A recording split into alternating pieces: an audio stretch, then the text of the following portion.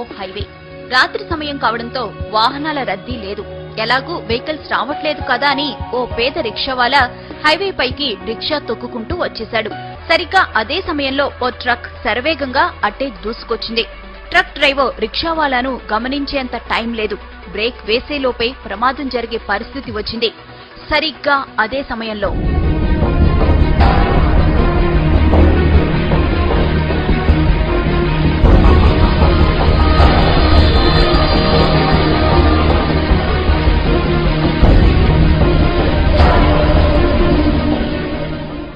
ఇది జరిగిన ఘటన. ట్రక్ డ్రైవర్ ఖచ్చితంగా ప్రమాదం జరిగిందని, తాను ఎవరినో గుద్దేశానని భావించి గబగబా ట్రక్ దిగి వచ్చాడు. అటు ఇటు అంతా చూశాడు.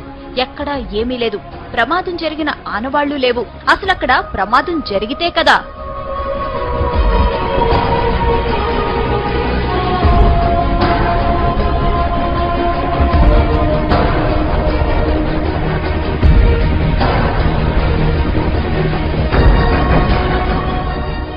రిక్షావాలాను రక్షించిన అదృశ్య శక్తి అతన్ని రోడ్డు పక్కన విడిచిపెట్టింది.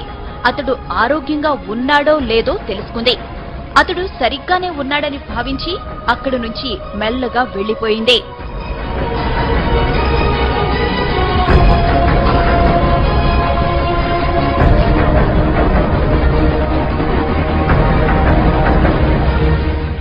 ఇంతకీ ఆమె ఎవరు?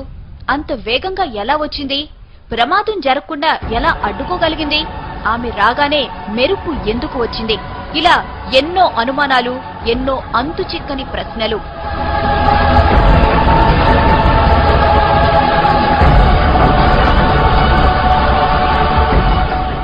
అంత వేగంగా మెరుపులా వచ్చింది కాబట్టి ఆమె ఖచ్చితంగా గ్రహాంతర వాసేనంటున్నారు కొందరు. గ్రహాంతర వాసే అయితే ప్రమాదం జరుగుతుందని ముందే ఎలా ఊహించిందని ప్రశ్నిస్తున్నారు ఇంకొందరు.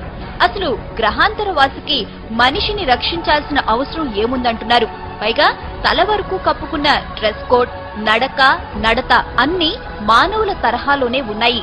అందుకే ఆమె గ్రహాంతరవాసి అనేందుకు అవకాశాలు లేవంటున్నారు ఇంకొందరు.